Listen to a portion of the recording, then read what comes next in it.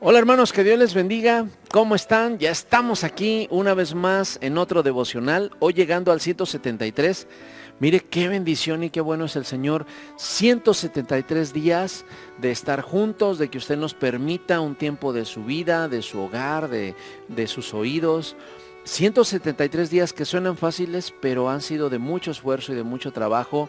Y aquí estamos. Que el Señor nos permita salud, vida, que nos permita ánimo, que nos permita el entendimiento para poder seguir alimentando nuestro espíritu y nuestra alma. ¿Le parece? Gracias a todos de verdad. Y vamos hoy a iniciar con otro don de los dones sobrenaturales. Estamos hablando dentro de qué? De la neumatología, la doctrina del Espíritu Santo. Estamos hablando de los dones espirituales. Ya hablamos de varios de ellos. Ahora vea lo que dice 1 Corintios capítulo 12 versículo 10, por favor.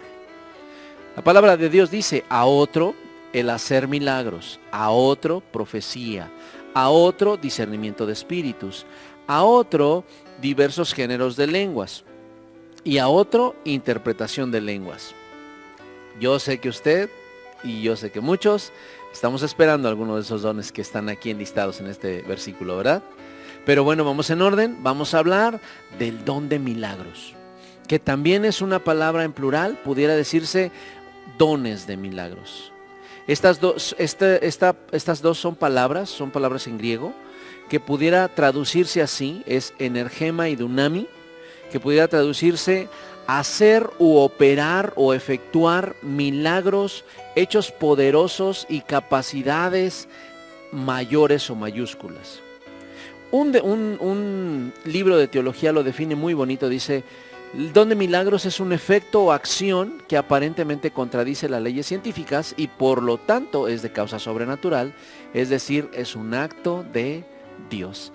Qué importante es saber que Dios sigue haciendo milagros, que Dios sigue obrando.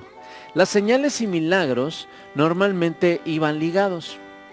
Ahora, los dones de sanidades y el don de milagros varias veces actuaron juntos o trabajaron juntos. Algo que debemos de aclarar es que, por ejemplo, cuando hablamos de dones de sanidades es la sanidad de una enfermedad. Cuando alguien resucita, también se le puede clasificar como don de milagros o dones de milagros, ¿ok? Porque es ese poder que rompe las leyes totalmente físicas. Iremos hablando de eso conforme a nuestros devocionales. ¿Está bien? Así que listos, vamos a hablar del don de hacer milagros. Amén. Y fíjese qué hermoso, porque vamos a ver cuáles son los usos y propósitos del don de milagros. Qué importante es eso. No solamente es hacer por hacer milagros, voy a hacer esto, voy a hacer lo otro, no. O sea, acuérdese que el don de milagros no es ni para entretener, el don de milagros no es ni para andar sorprendiendo o apantallando a las personas, y mucho menos es para engrandecer a la persona que lo tiene. No, tiene sus usos y sus propósitos. El primero es dar testimonio del Evangelio. Los dones de milagros o el don de milagros da testimonio del Evangelio. Vea lo que dice Hechos 14:3, por favor. En Hechos 14:3 dice: por tanto, se detuvieron allí mucho tiempo los apóstoles que iban predicando, Pablo y sus acompañantes, hablando con denuedo, confiados en el Señor, el cual daba testimonio a la palabra de su gracia. Ojo, a la palabra de su salvación, de su gracia, concediendo que se hiciesen por las manos de ellos señales y prodigios. Ellos dan testimonio, el don de milagros da testimonio. ¿Para qué? Para predicar el Evangelio. Además, otro uso, el segundo, es que destacan la soberanía y grandeza de Dios. Como Nabucodonosor lo dijo en Daniel 4:2, vaya a Daniel 4:2 por favor, dice: conviene que yo declare las señales y milagros que el Altísimo Dios ha hecho conmigo. Las señales y milagros que Dios hace en nuestra vida deben de llevarnos a ¿qué? A reconocer su grandeza, su soberanía, su señorío y su poder. ¿Ok?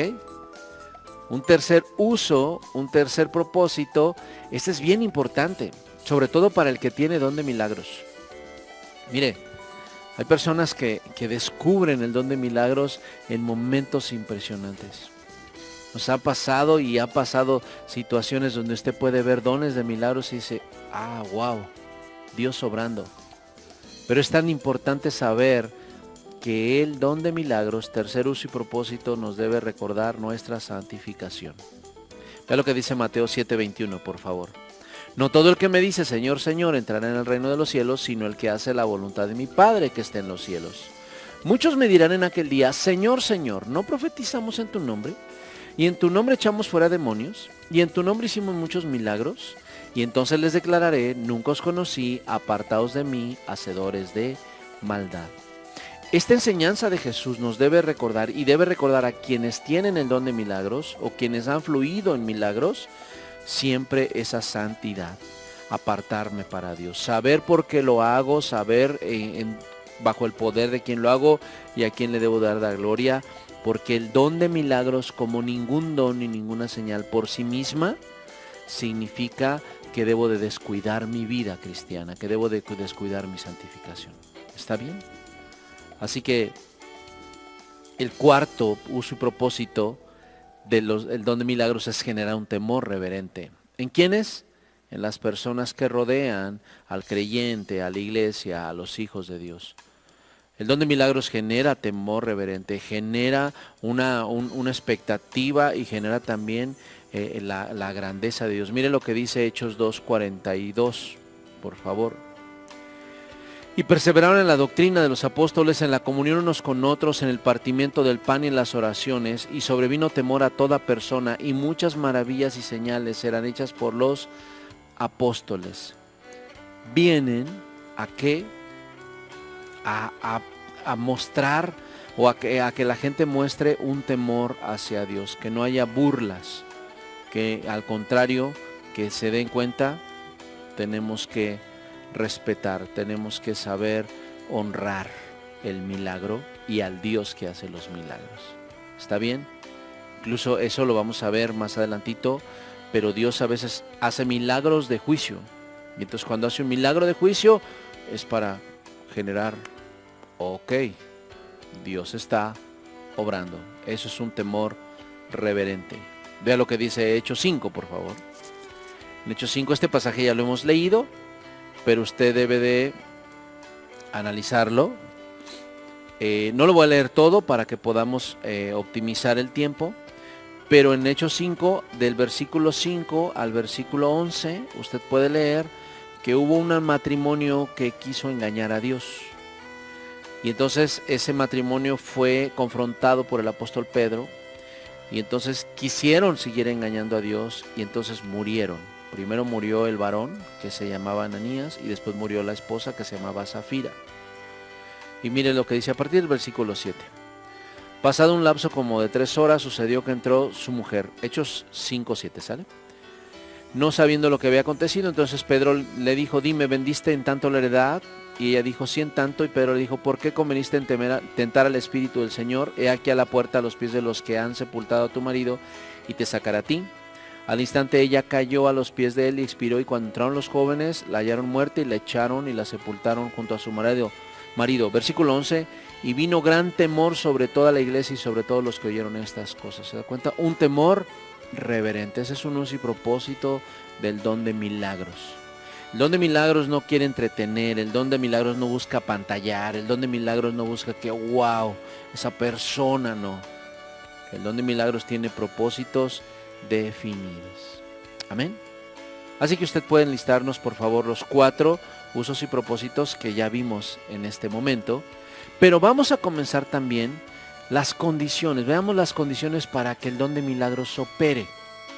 Con este vamos a continuar, y si Dios nos permite que el próximo devocional seguiremos adelante. ¿Cómo es que opera el don de milagros? ¿Opera en todo momento? No, mire, primero, una condicionante para que el don de milagros opere es que haya una gran necesidad, que haya una crisis. En Mateo 15:32, el Señor Jesús dice la palabra de Dios. Y Jesús, llamando a sus discípulos, dijo, tengo compasión de la gente, porque ya hace 3 días que están conmigo y no tienen que comer, y enviarlos en ayunas no quiero, no sea que desmayen en el camino. Entonces sus discípulos le dijeron, ¿de dónde tenemos nosotros tantos panes en el desierto para saciar a una multitud tan grande? Jesús les dijo, ¿cuántos panes tenéis? Y ellos dijeron, 7, y unos pocos pececillos. Y mandó a la multitud que se recostase en tierra, y tomando los 7 panes y los peces dio gracias, los partió y dio a sus discípulos, y los discípulos a la multitud, y comieron todos, y se saciaron, y recogieron lo que sobró de los pedazos, 7 canastas llenas, y eran los que habían comido 4,000 hombres, sin contar las mujeres y los niños. Aleluya, un milagro de parte de Dios. Qué hermoso es cuando uno ve que se ora. Y ha sucedido, incluso aquí en nuestra congregación, momentos donde en alguna festividad dices, hermanos, no van a alcanzar la comida. Y se ora y Dios multiplica y Dios hace que hasta sobre. Podemos ver que el don de milagros opera cuando hay una verdadera necesidad, hay una necesidad. Y Dios va a venir a cumplir su voluntad porque Él tiene cuidado de nosotros. Amén. Este sería el primer condicionamiento de que del don de milagros. Cuando Dios ve una necesidad, entonces Él nos concede ver un milagro. Y hay tantos testimonios, hay tantas formas de verlo. Mire, hay personas que se han hasta acostumbrado a los milagros. ¿Por qué? Porque Dios es tan maravilloso que siempre está actuando y obrando a nuestro favor. Amén. Gracias, hermanos. Estamos comenzando con el don de milagros. Esperemos que les sea de edificación y de crecimiento. Nos vemos en la próxima.